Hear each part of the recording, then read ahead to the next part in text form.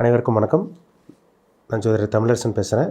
இன்றைக்கி நம்ம இந்த வீடியோவில் எதை பற்றி பார்க்க போகிறோம்னா, புத்தாண்டு ராசி பலன்கள், தமிழ் புத்தாண்டு ராசி பலன்கள் 2026 தனுசு ராசி நேயர்களுக்கு இந்த வருடம் எப்படி இருக்குன்னு நம்ம பார்க்க போகிறோம். உங்கள் ராசிக்கு வந்து பாருங்கள், குரு வந்து 7ஆம் இடத்துல இருக்கார். அதாவது ராசிக்கு வந்து 7ஆம் இடத்துல ராசிநாதன் குரு மிதுன ராசியில் இருக்காங்க. ராசிக்கு வந்து 4ஆம் இடத்துல சனி மீன ராசியில் செஞ்சிருச்சுட்டு இருக்காங்க. 3ஆம் இடத்துல ராகு கும்பராசியில் இருக்கார். 9ஆம் இடம் பாகிஸ்தானத்தில் கேது சிம்ம ராசியில் இருக்கார். இதுதான் இந்த வருடகிரகங்களுக்கு உண்டான அந்த அமைப்பு. வருடகிரகங்களுக்கு நம்ம ஏன் முக்கியத்துவம் கொடுத்து பார்க்குறோன்னா, அதோட இம்பாக்ட் ரொம்ப அதிகமாக இருக்குங்க. ஒன்றா நல்ல விஷயங்கள் தொடர்ந்து ஒரு குறிப்பிட்ட காலம் வரைக்கும் நடக்கும், இல்லைன்னா கெட்ட விஷயங்கள் தொடர்ந்து நடந்துகிட்ருக்கும். ஒரு வருஷமோ 2 வருஷமோ தொடர்ந்து நல்லது நடக்கும், இல்லை ஒரு சில பேருக்கு தொடர்ந்து கெட்டது நடக்கும். அதனால தான் அந்த வருடகிரகங்களுக்கு நம்ம முக்கியத்துவம் கொடுத்து பார்க்குறோம். ஆனால் இந்த வருஷமாச்சு வாழ்க்கை மாறாத, இல்லை அடுத்த வருஷமாச்சு வாழ்க்கை மாறாதான்னு பார்க்குறாங்க பார்த்தீங்களா, அதே தான். அதனால தான் அந்த வருடகிரகங்களுக்கு அதிகப்படியான முக்கியத்துவம் கொடுத்து பார்க்குறோம். சரிங்களா? இப்போ வந்து பாருங்கள், இந்த வருஷம் சனி பயிற்சி கிடையாதுங்க. சனி வந்து 2027 நடுப்பகுதியில் தான் சனி பயிற்சி நடக்கும். 2026 இந்த வருடம் குரு பயிற்சி ஜூன் 2ஆம் தேதி ஸ்டார்ட் ஆகிடும். ஜூன் மாதம் 2ஆம் தேதி குரு பயிற்சி ஆரம்பிக்கும். டிசம்பர் மாதம் 6ஆம் தேதி ராகுகேது பயிற்சி நடக்கும். அப்போ உங்கள் ராசிக்கு குரு அங்கே இருக்கார், 7ஆம் இடத்துல இருக்கார். 8ஆம் இடத்துக்கு குரு வந்துடுவார். ஏப்ரல் மாதம் 14ஆம் தேதி தமிழ் புத்தாண்டுங்க. ஏப்ரல் மாதம் 14ஆம் தேதி தமிழ் புத்தாண்டு ஸ்டார்ட் ஆகி உங்களுக்கு 45 நாளுக்கு அப்புறமே வந்து பார்த்திங்கன்னா உங்களுக்கு குரு பயிற்சி ஸ்டார்ட் ஆகிடும். அப்போ வந்து குரு வந்து பார்த்திங்கன்னா எங்கே இருக்காருன்னு வந்து பார்த்திங்கன்னா 8ஆம் இடத்துக்கு வந்துடுவார். 7ஆம் இடத்துலேருந்து அது உச்சம் பெறக்கூடிய இடம். குரு 8ல் மறையிறது நல்லது. அதாவது அந்த உபயராசிக்கு வந்து குரு 8ஆம் இடத்துல மறைமுகமாக இருக்கிறது ரொம்ப நல்லதுங்க. அப்போ உங்கள் ராசிநாதன் 8ஆம் இடத்துக்கு போய் உச்சமடைகிறது ஒரு மிகப்பெரிய ஒரு யோகம் சொல்லலாம். ஏன்னா குரு வந்து 8ஆம் இடத்துக்கு போய் எங்கே போனவாருன்னா கடகராசியில் இருப்பார். இது 12 வருஷத்துக்கு ஒரு தடவை நடக்கக்கூடிய இந்த நிகழ்வு. இது எல்லா வருஷம் நடந்துடாதுங்க. 12 வருஷத்துக்கு ஒரு தடவை தான் குரு கடகராசிக்கு போவார். ஏன்னா குரு வந்து வருட கிரகம். ஒரு வருஷம் ஒரு ராசி ஒரு சுத்தருக்கு வந்து பார்த்திங்கன்னா ஒரு ராசியிலேருந்து இன்னொரு ராசிக்கு போகிறதுக்கு ரவுண்ட் அடிக்கிறதுக்கு கிட்டத்தட்ட ஒரு வருஷம் டைம் எடுத்துக்குவார். கம்ப்ளீட்டாக உங்களுக்கு 12 வருஷத்துக்கு ஒரு தடவை தான் கடகராசிக்கு ஒரு டைம் வருவார். சரிங்களா? அப்போ இந்த வருடம் குரு பயிற்சி நடந்ததிலிருந்து தனுசு ராசி நேயர்களோட வாழ்க்கை தலைகீழ மாறும். சரிங்களா? நிறைய நல்ல விஷயம் உங்கள் வாழ்க்கையில் நடக்கும். 8ல் இருக்க குரு என்ன பண்ணுவார்? 2ஆம் இடத்தை பார்ப்பார். உங்கள் ராசிக்கு 12ஆம் இடத்தை பார்ப்பார். உங்கள் ராசிக்கு 4ஆம் இடத்தை பார்ப்பார். குரு ராசிக்கு 8க்கு வந்தோடனே 2ஆம் இடத்தை பார்க்குறனால இந்த குடும்பத்திலேருந்து வந்த கஷ்டங்கள் சங்கடங்கள் எல்லாம் விலகுங்க. ஏன்னா தனுசு ராசிக்காரங்க நிறைய பேர் பண போராட்டம், பண கஷ்டம், மன உளைச்சல், நிம்மதி இல்லாமல் வாழ்ந்துட்டு இருக்கீங்க. இதெல்லாமே உங்கள் வாழ்க்கையில் மாறும். சரிங்களா? உங்கள் வாழ்க்கையில் தலைகீழ மாறும். பணப்புழக்கம் அதிகரிக்கும். இந்த டைமில் உங்களுக்கு பணப்புழக்கம் உங்களுக்கு அதிகரிக்கிறது உங்களால் பார்க்க முடியும். அதேமாதிரி வந்து பார்த்திங்கன்னா வருமானமே இல்லைன்னு சொல்லிட்டு இருக்கவங்க, கடன் மேலே கடனாக சொல்லிட்டு போயிட்டு இருக்கவங்களுக்கெல்லாம் பணம் வந்து அந்த கடன் அடைக்கக்கூடிய செட்டில் பண்ணக்கூடிய ஒரு வாய்ப்பாக இந்த வருஷம் உங்களுக்கு உருவாகும். குடும்பம் உங்களுக்கு நல்ல ஒரு குடும்பம் அமையும். திருமணமே ஆகலைங்க சார், எப்போ கல்யாணம் நடக்கும்னு சொல்லிட்டு இருக்கவங்களுக்குலாம் திருமண வாய்ப்பு கைக்கூடி வரப்போகுது. கல்யாணம் உங்கள் வாழ்க்கையில் கல்யாணத்தை பார்க்க போகிறீங்க, கவலைப்படாதீங்க. பிரிஞ்சிருந்த உறவினர்கள் ஒன்று சேருவீங்க. ஒன்றா வந்து குடும்பத்தில் யாராவது பிரிஞ்சிங்கன்னா ஒன்று சேருவீங்க, இல்லை கணவனோ இல்லை மனைவியோ பிரிஞ்சிங்கன்னா அவங்க கூட ஒன்று சேரக்கூடிய இந்த வாய்ப்புகள் அதிகப்படுத்தி கொடுக்கும். ராசிக்கு 2ஆம் இடத்தை பார்க்கக்கூடிய குரு ஏற்படுத்தி கொடுப்பார் உங்களுக்கு.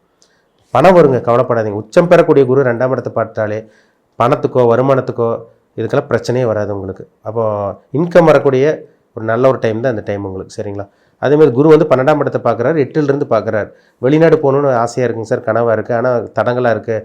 அங்கே வேலைக்கு ட்ரை பண்ண வெளிநாடுக்கு பாஸ்போர்ட்டை வாங்கி வச்சுட்டு வீசா கிடைக்க மாட்டேங்குது, வீசாவில் ஃபெயில் ஆகிட்டுறாங்க. அதேமாதிரி வந்து பார்த்திங்கன்னா ஒரு சில பேர் வந்து பார்த்திங்கன்னா எங்களுக்கு பாஸ்போர்ட்லேயே பிரச்சனை இருக்குங்க சார், பாஸ்போர்ட் கிடைக்க மாட்டேங்குது. இந்த மாதிரி கஷ்டத்தில் இருக்கவங்களுக்கெல்லாம் பாஸ்போர்ட் வீசா கிடைக்கக்கூடிய டைம் உங்களுக்கு வந்துருச்சுன்னு அர்த்தம்.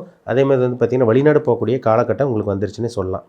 அப்போ உங்கள் ஆசை கனவு நிறைவேற போது. ஃபாரின் போகக்கூடிய அந்த ஃபாரின் ட்ரிப் போகக்கூடிய கனவு உங்களுக்கு நிறைவேறும். தனுசு ராசிக்காரங்களுக்கு 12ஆம் இடங்கிறது உங்களுக்கு வந்து பார்த்திங்கன்னா முக்கியமாக சொல்லப்போனால் அந்த வெளிநாட்டு பிரயாணம்ங்க. அப்போ அந்த இடத்துல குருவோட பார்வை விழுந்துருச்சுன்னா எப்படியோ வெளிநாடோ அல்லது வெளிமாநிலமோ எங்கேயோ பிறந்த ஊர் விட்டு வெளியூர் வெளிநாடு வெளிமாநிலம் தள்ளக்கூடிய அந்த சந்தர்ப்பம் உங்களுக்கு உருவாயிரும் உங்களுக்கு. அதனால் கவலைப்படாதீங்க.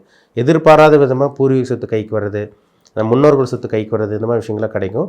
அதேமாதிரி ஜாக்பாட் அடிக்குன்னு சொல்லலாம். அந்த லாட்ரி ரேஸ், இந்த பங்குச்சந்தை, சூதாட்டம், இந்த ஸ்டாக் மார்க்கெட்டு, ட்ரேடிங்கு, ஷேர் மார்க்கெட்டெல்லாம் பண்ணிகிட்டு இருக்காங்க பார்த்தீங்களா, அவங்களுக்கு நல்ல வருமானம் வரும். திடீர் அதிர்ஷ்டம் கிடைக்கும்.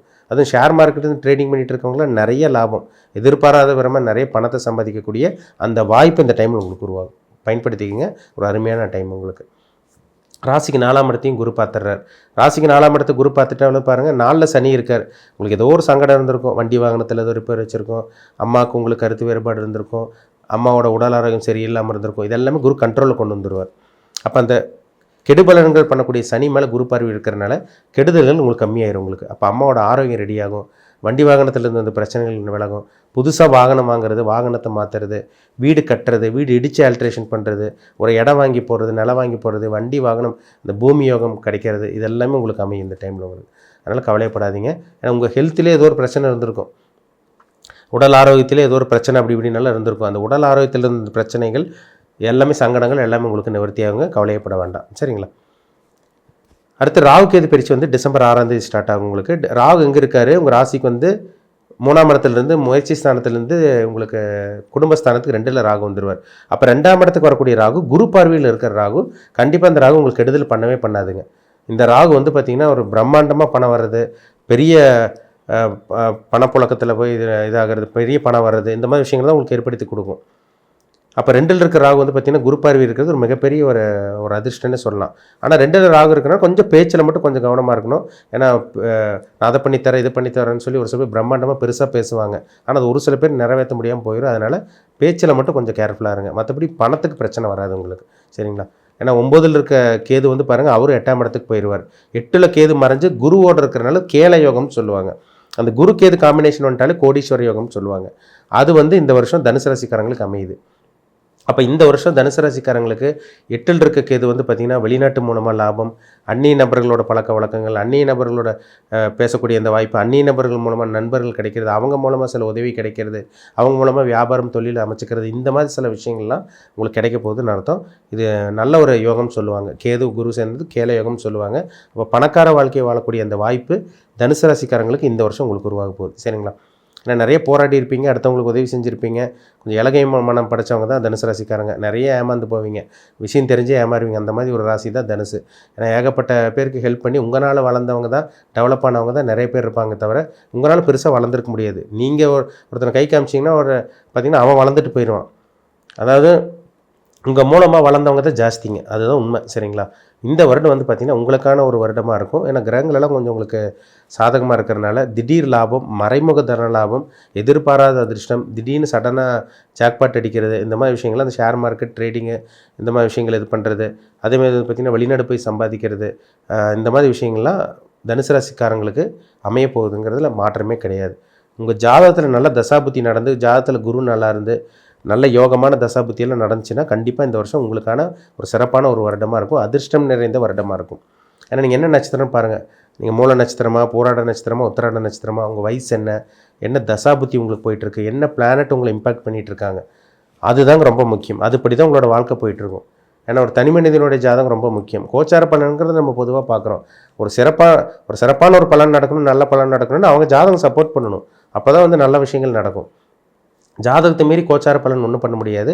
அவங்கவுங்க தலையெழுத்துப்படி, கர்மா அமைப்படி, பிறப்பு ஜாதகத்தில் என்ன தசாபுத்தி போயிட்டுருக்கோ, என்ன பிளானட் வந்து ஆட்டி படைச்சிட்டு இருக்கோ, அதுக்கு தகுந்த மாதிரி தான் இப்போது அவங்கவுங்க வாழ்க்கை போயிட்டுருக்கும். சரிங்களா? அதனால் உங்கள் பிளானட்டை, உங்கள் ஜாதகத்தில் என்ன பிளானட்டை உங்களை இம்பேக்ட் பண்ணிகிட்ருக்கு, என்ன தசாபுத்தி போயிட்டுருக்கு, இப்போ நல்ல கிரகங்களோட தசாபுத்தியா, கெட்ட கிரகங்களோட தசாபுத்தியா, கெட்ட நேரம் முடிஞ்சிருச்சா, நல்ல நேரம் ஸ்டார்ட் ஆயிடுச்சா, இல்லை நல்ல நேரம் முடிஞ்சு உங்களுக்கு கெட்ட நேரம் இப்போ ஆரம்பிச்சிருக்கா, இது அவங்கவுங்க தனிப்பட்ட ஜாதகத்தை பார்த்தா தான் நம்ம தெளிவாக துல்லியமாக சொல்ல முடியும். சரிங்களா?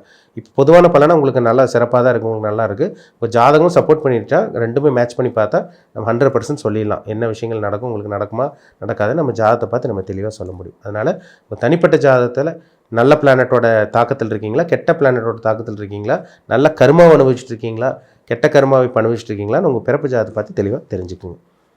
மீண்டும் அடுத்த பதிவில் சந்திக்கும் வரை உங்களிடமிருந்து விடைபெறுவது உங்கள் ஜோதிடர் தமிழரசன். நன்றி, வணக்கம்.